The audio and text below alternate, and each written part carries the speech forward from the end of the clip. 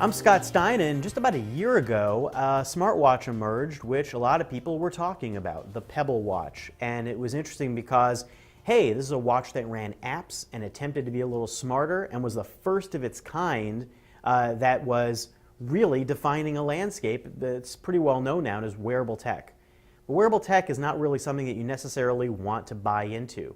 Well, now, all of a sudden, Pebble has a new watch, the Pebble Steel. Here it is on this wrist. And it's available now. Now, what does this bring to the table? You saw it at CES, and I've been using it for the past few days. And it's not a revolution in wearable tech, but it does two things really well. It redesigns the watch, and it also finally creates an app store and a way to manage those apps that before you'd have to hunt around for. Now, does that add up to something that's a revolution on your wrist? Well, it depends on what you're looking for.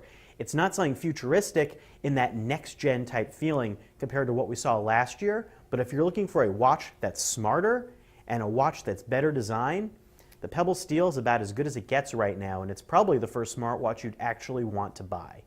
You are going to pay an extra $100 for the Steel, however. Now, if you like this design, it's pretty snazzy, it's all metal, well, then it's worth it. But, you know, $150 does get you the original Pebble that's still out there, and both of them run the new app and the new App Store and run new SDK 2.0 created apps, which are more advanced that came before. I'll get to that in a second. The design, you know, again, it's all about style. It's shaved down. There's a Gorilla Glass screen, which creates less glare on the watch face and makes the watch and the numbers pop more in daylight. You can still wear the Pebble Steel in the shower. It's 5 ATM, water resistant, just like the previous model. It also comes with a leather wristband in the box. Now that's not water resistant, but you can swap them out and pick which one you want. Kind of justifies the price a little bit more. It comes in glossy metal or it comes in this matte black design.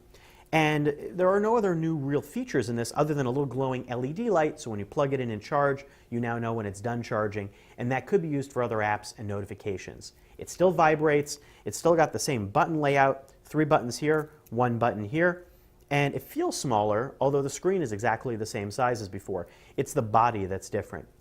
Now, what else is new? The apps. The apps are all completely new, but that's available to you if you get the Steel or you get the original Pebble. We've heard about these apps for a while. There are now partner apps like Yelp, ESPN, some big name quantities, Foursquare are available. Now, what they do, well, you know, don't get your hopes up too much because what this is still is a black and white display, not a touch screen, and there are 3 buttons over here that handle all of your interactivity. Foursquare allows you to check in anywhere you want. The Yelp app actually allows you to browse restaurants that are nearby. ESPN shows you sports scores, but not detailed stats yet.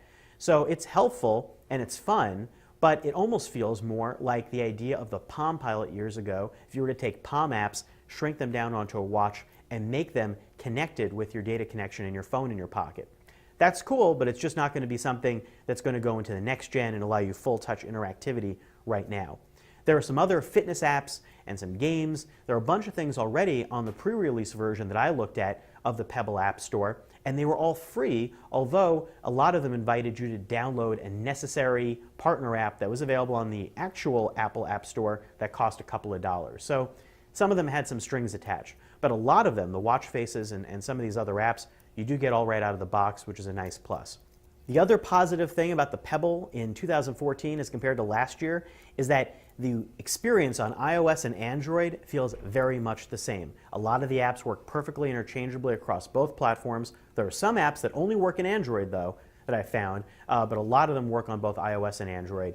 And you can get now, finally, the same types of notifications. You can tie in anything from Twitter, Facebook, anything that gets notifications on your phone pops up here. That was available before, but now you've got these apps that not only can mirror what's on your phone, but allow you to interact a little more with the buttons.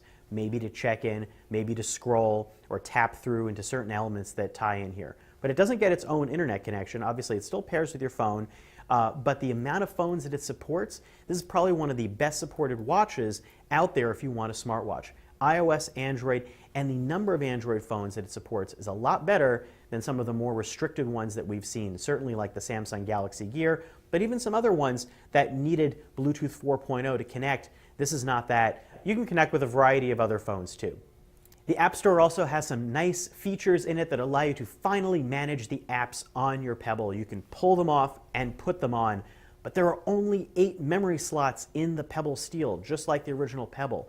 That means 8 apps or app or watch faces, anything you put on here, only 8, that's pretty limiting. You will find you'll run out of that really fast. You can easily swap them out from your phone wherever you are, at a bus stop or wherever you might be.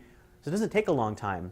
But put aside your dreams of any sort of apps on here that's going to collect a lot of data over time, because you're going to be deleting and reinstalling those apps. It only takes a few seconds, but I would have liked a little more storage on this one.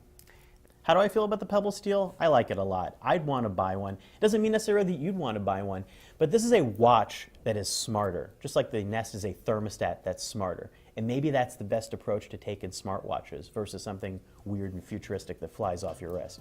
Pebble Steel is probably the best smartwatch that I've seen. I'm Scott Stein, and that's a look at the new Pebble Steel.